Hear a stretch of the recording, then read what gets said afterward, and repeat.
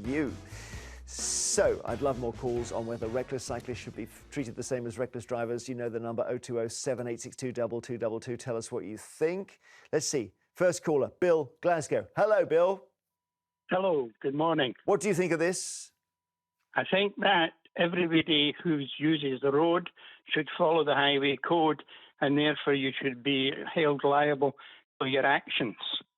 And I also think that because of that, you then have to have a registration number or some kind of identification on a cycle, because they get away with what they do just now with impunity because you cannot identify them. Yes. You know, we want to encourage people to cycle. It's a good thing. It's good for the environment. It's good for people's health.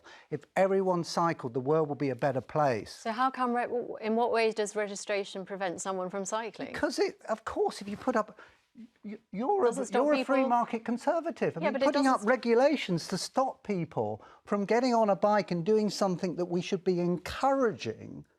But I think the very fact that actually there have been so many more cyclists coming, probably since the tube strike 15 years ago, when people suddenly said, no, but the point is... How many people have you heard saying, I don't cycle because it's too dangerous? No, most of my friends have taken up cycling. Wow. There are definitely more cyclists on the road, and as a result, I think we need to have better... Let's talk to Nick Freeman, who's kind of famous in this area. He's the country's top road traffic lawyer, known as Mr. Loophole. I think we've spoken before, but I know that you've been calling for this for a long time, Nick. I have, Jeremy, yes, I have. I mean, I think I welcome Grant Schnapps' moves, but I do think he needs to go a lot further. And my view is we just need complete parity with all road users on the roads, and I'm afraid that includes some form of identification for cyclists. The priority surely is to make roads safer, and I completely agree. You know, it would be wonderful if everyone would cycle, but not at the cost of safety for other people. So they can cycle, we need the infrastructure, but the roads need to be safe for everybody. And, you know, my view is, if people are accountable, they will be responsible, and then they won't be going through red lights, they won't be cycling on the pavement.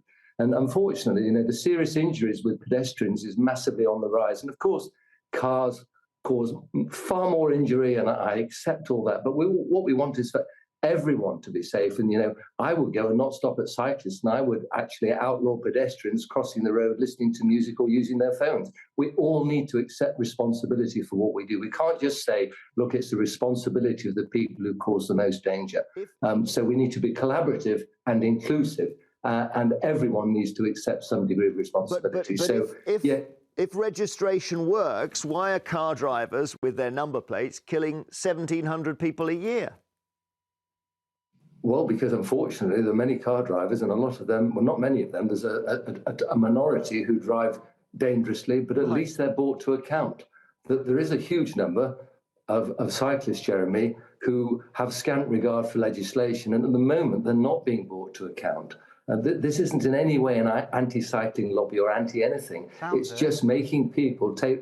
I'm sorry? Well, Phil Jones said it sounds like it. Anti-cycling, and I thought... No, I mean, all due respect, Nick, I thought your job was to get motorists who have committed offences off by finding some loophole.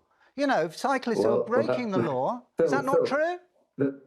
Let's not forget presumptions of innocence and all that. But we're here to talk about you know, a serious subject. Well, we're also here to talk about drivers breaking the law. Well, drivers who break the law are brought to account, they're taken to court, and they're prosecuted. And if the court can prove the case, if the Crown can prove the case beyond reasonable doubt, then of course they're convicted. If they can't, that means they're innocent. So they get off.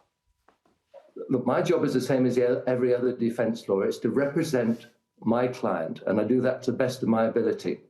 If the Crown have done their job properly, and if the person is guilty, they will be convicted. But if, in fact, the law has not been upheld, then that person is entitled to be acquitted. And I think we are digressing here. This is a smokescreen to discuss a serious point as to whether or not cyclists should be responsible for their actions. And my view is everyone should be responsible. You can't just point that finger of responsibility at motorists and van drivers. We've got e-scooters that are going to be coming on our roads.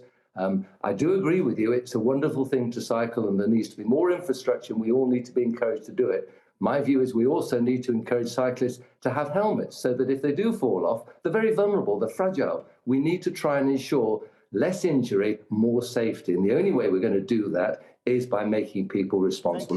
Thank you. Thank you, Nick Freeman, the lawyer known as Mr. Loophole. Rachel.